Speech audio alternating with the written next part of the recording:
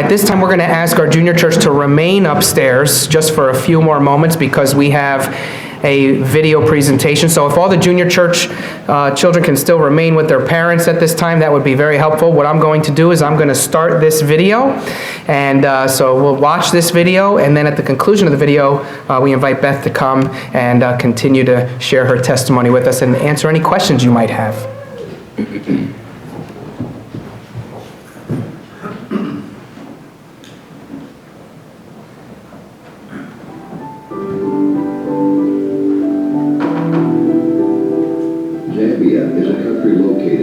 Central Africa. There are 3 seasons there: warm and wet, cool and dry, and hot and dry.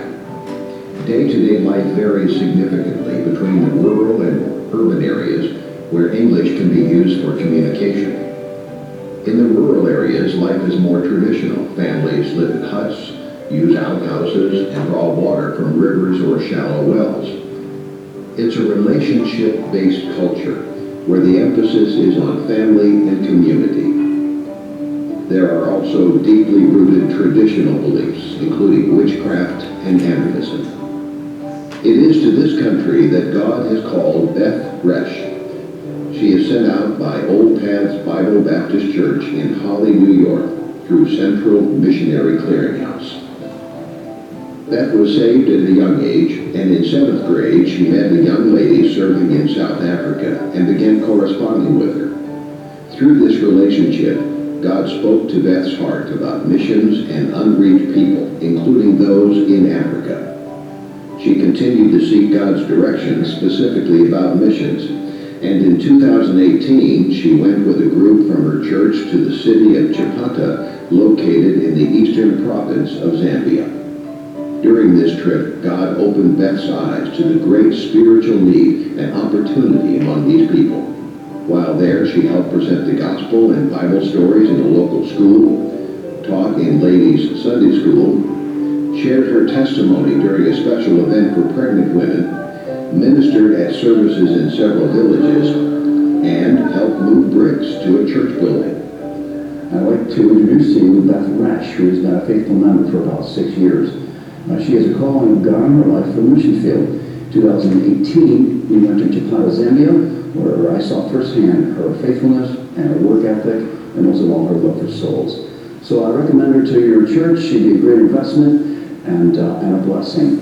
And to speak for Beth, she would say there are really no unreachable people on the earth, just people who have yet to be reached. And that is what she's given her life for. So thank you for your faithful prayers and consideration and support. Beth will be working with the Damon Matachera family. Damon and Lisa Matachera's life and ministry experience throughout their 20 years on the field has culminated in the formation of Hope Zambia International. This organization was set up to equip and train Christian leaders in eastern Zambia. In addition to this, Hope Zambia is involved in a number of humanitarian aid projects that have impacted thousands of people in the village and provided opportunities to present the gospel. Zambians have a strong sense of community and their roles within it. The emphasis is placed on the group rather than the individual. Because of this, discipleship is done in a group setting. Socially, men and women engage within their genders.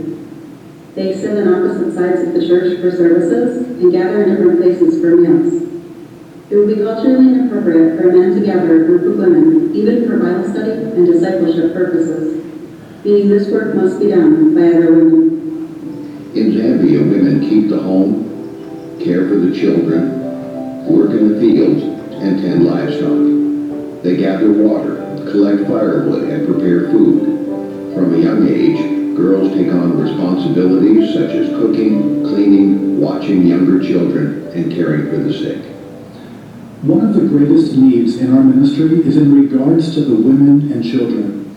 In a country where half the population is under the age of 15, that literally translates into children everywhere. In school, in the village, in church, we don't have the manpower to be able to meet the sheer amount of kids that are in and around our ministry. And then on top of that, when we talk about the women of the village, no other demographic go through so much that hinders them from understanding and accepting the gospel, whether through witchcraft or just the debauchery that goes on throughout the village, the domestic violence, the prostitution. We are so thankful for Beth and her desire to want to make a difference with these women and with these children, and to be able to present the gospel of Jesus Christ to them. That is the only thing that can change lives. And we are so thankful that we are able to partner together to reach Zambia for Christ.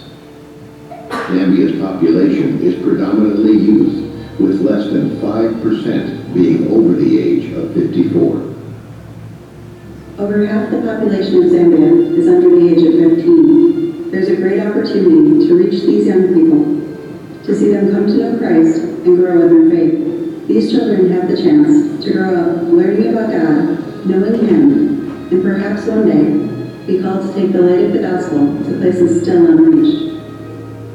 Would you please pray for the people of Zambia? And would you pray for Beth as she prepares to leave America to serve Christ in Zambia? And would you, as the Lord leads, consider partnering with her financially?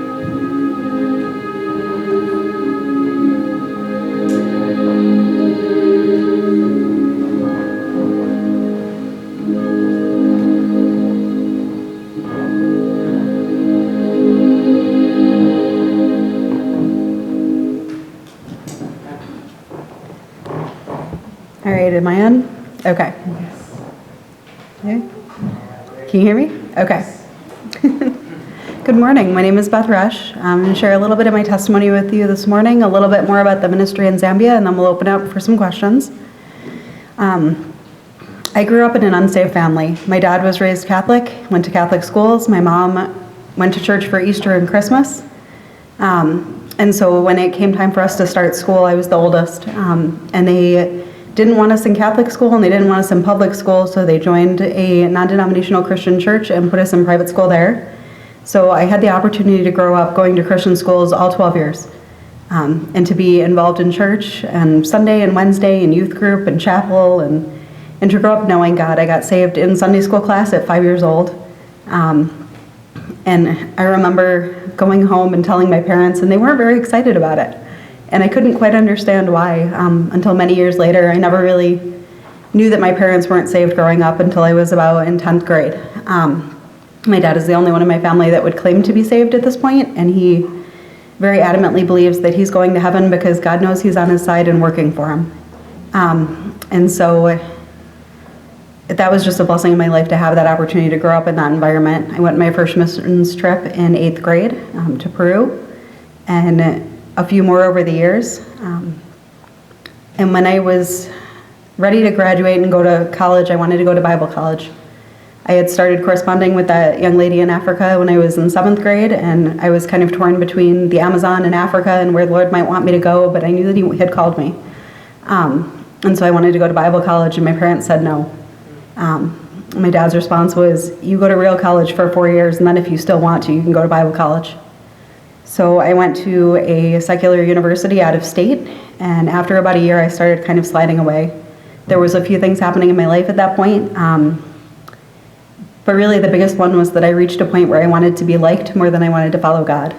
So my beliefs didn't change. I still prayed, I still read the Bible sometimes, but within a year, if you looked at my life, you wouldn't have known that I was a Christian. I looked just like the world, I acted just like the world. And I knew better. And so young people don't make choices based on people liking you. I spent about 10 years not walking with the Lord, and when I came back to church, it was very much with the belief that missions was off the table and that God wasn't going to allow me to do that, and that my goal was to be the little old lady in the back row going, learn from my mistakes, please don't do what I did. And that wasn't God's plan. Within a couple of years, I went on my first trip to Zambia. And at the end of that trip, the Medichera family tried to ask me if I would come back long term. And on that trip, I was praying about if God would still use me in missions. I had this belief that he wouldn't. And every time a missionary presented, I had to remind myself to sit back in the pew. I'd be leaning out of my seat and wanting to run out the door and get on a plane. And so on that trip, I was very intentionally praying about, Lord, would you still let me? And so I didn't quite understand that they were asking me to come back long term. I came back to the States and continued to serve in my home church and pray about missions for a few more years. Went on another trip to the Amazon, and the Lord brought them back on a medical furlough, and I was able to spend a lot of time with that family stateside. And by the end of that trip, the Lord had confirmed across the board for me, for them, for our pastors, that was where he was leading. So I started this process. The ministry in Zambia, there's a couple different elements. There's the city ministry and the village ministry. In the city, people speak English for the most part. There's some pockets where it's Chichewa, but primarily in the city, there's English. That's actually the newer church plant. The initial church plant was started about 11 years ago out in the village in Banjari. And so I'll be going back and forth between the two. The way that it's structured society-wise is the men and the women. And so the men in the village there's been general church services for about 11 years now. They've gone from meeting under a tree to meeting in a mud hut to building a church. The village worked together to build the bricks and to dry them in the sun and to put the church together. And that was something that they came and requested, which was kind of neat.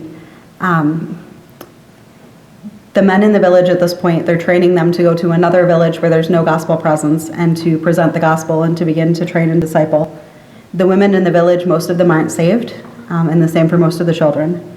So there's some work with the women, but it has to be done by women, and Lisa's also homeschooling 6 kids. And so my role in both the city ministry and the village ministry will be teaching women and children in regular weekly classes, as well as doing, in the city, one-to-one discipleship. In the village, it's done more in a group setting. If you single people out in the village, it tends to cause a problem. So you can have like a beginner's discipleship group and a more advanced discipleship group, but it has to be done in group setting. Where in the city, I can go one-to-one and meet with women in their houses, which the last trip I took over there, that was a lot of what I did. There's also the opportunity to start a prison ministry. In the city of Chapada, which is where we're based out of, there's a women's correctional facility, which is women, and then if they come in pregnant, they're able to have their children with them until the age of 4. So there's also some kids there as well. And we have the opportunity to start a women's Bible study there once a week. So I'll be kind of going back and forth everywhere and doing my best to stay busy.